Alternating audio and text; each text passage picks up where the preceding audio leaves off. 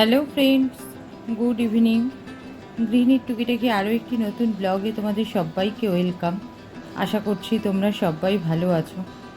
তো আজকের ব্লগটা কিন্তু শুরু করলাম সন্ধেবেলা থেকে।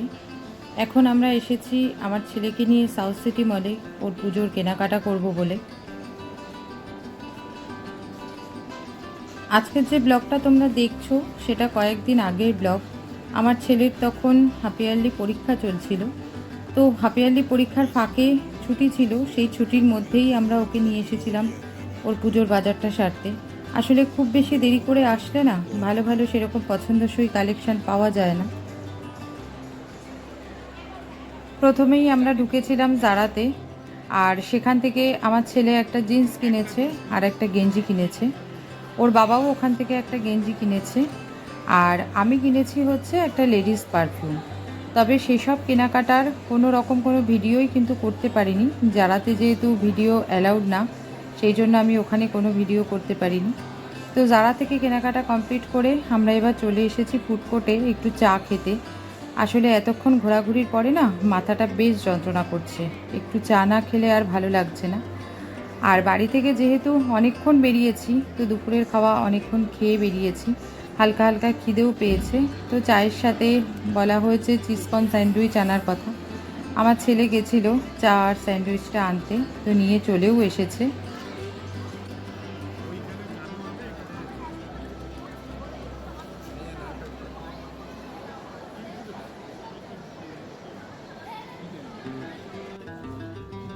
চা আর স্যান্ডউইচটা খেয়ে এবারে চলে এসেছি প্যান্টালুন্সে, কারণ আমার ছেলের কেনাকাটার তো এখনও কিছুই হয়নি, সবে তো শুরু। আর প্যান্টগুলো না ওকে এবার এবছর বলেছি সব কটা ট্রায়াল দিয়ে দিয়ে পরে তবে কিনে নিয়ে যেতে, কারণ ওই বাড়িতে যে পরে ছোট হলে বা বড় হলে তখন না চেঞ্জ করতে আসাটা একটা ভীষণ ঝক্কির কাজ বলে মনে হয়। তো সেই কারণে ওকে বলেছি যে এবারে যে কটা প্যান্ট কিনবি সব একবারে ট্রায়াল দিয়ে পরে যাবি, যাতে আর পাল্টাপাল্টির ঝামেলা না থাকে।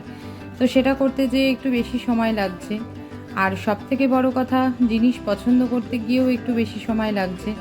ওর পছন্দ হচ্ছে তো আমাদের হচ্ছে না, আবার আমাদের হচ্ছে তো ওর পছন্দ হচ্ছে না। এই সবার পছন্দ একসাথে মিলিয়ে পছন্দ করতে যেয়ে কিন্তু সময়টাও বেশ অনেকটাই লেগে যাচ্ছে। কেনাকাটা কিন্তু আজকে পুরোটা কমপ্লিট হলো না আমার ছেলের, তো বেশ কিছুটা বাকি রেখেই আমরা বেরিয়ে পড়েছি ওখান থেকে। আর আমরা এখন চলে এসেছি চায়না টাউনে বিগ বসে। তো সেখানে আমরা ডিনারটা সারবো, সেরে তারপরে একবারে বাড়িতে ফিরবো। রাতটাও যেহেতু বেশ হয়ে যাচ্ছিল, সেই জন্য বললাম যে আজকে তাহলে কেনাকাটা এই অবধিই থাক, কারণ আমাদের খাওয়া দাওয়া সেরে বাড়িতে ফিরতে ফিরতে বেশ অনেকটাই রাত হয়ে যাবে।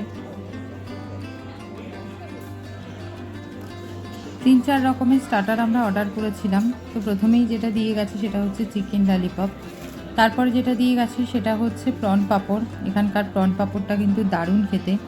আর বিগ বস কিন্তু একটা অথেন্টিক চাইনিজ রেস্টুরেন্ট, সুতরাং এখানকার চাইনিজ খাবার দাবার দারুণ টেস্টি।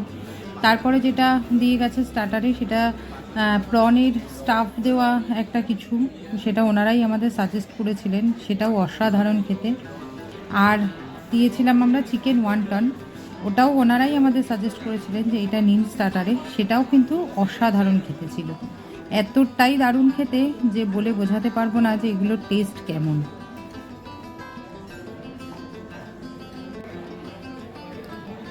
আর সব রকমের খাবার দাবারের সাথে কোল্ড ড্রিঙ্কসটা তো মাস্ট, কোল্ড ড্রিঙ্কসটা তো আমার ছেলেকে খেতেই হবে।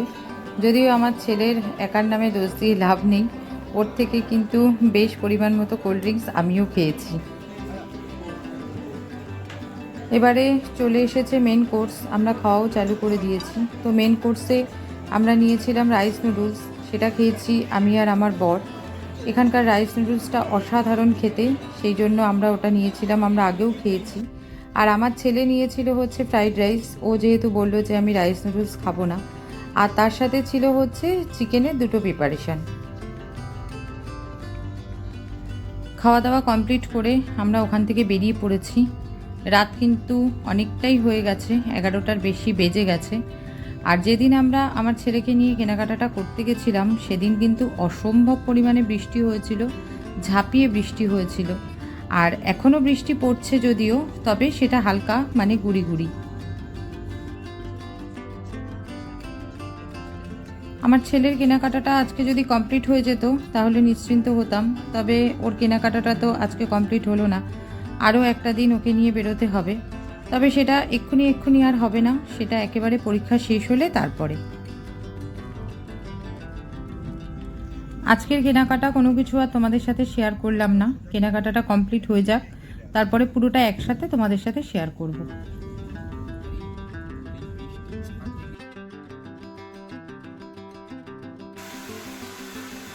এখন যে ভিডিওটা তোমরা দেখছো সেটা কিন্তু পরের দিন সন্ধেবেলার ভিডিও।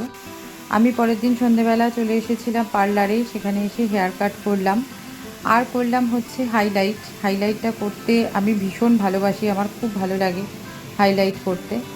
আর তার সাথে করলাম হচ্ছে স্পা। তো সব কিছু মিলিয়ে পার্লারে আমার বহুক্ষণ সময় লেগেছে। আমি এসেছি মনে হয় সেই বিকেল 5টা 5:30টার দিকে, আর আমি বাড়িতে গেছি কিন্তু রাত 10টার পরে।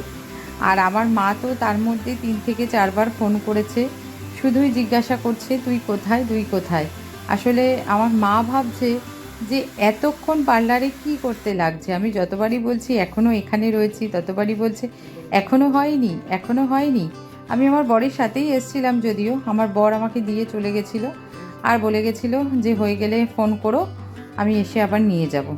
তো আমার প্রায় সব কিছু শেষের দিকে আমার বরকে ফোনও করে দিয়েছি, ও বলল যে আসছি আমি।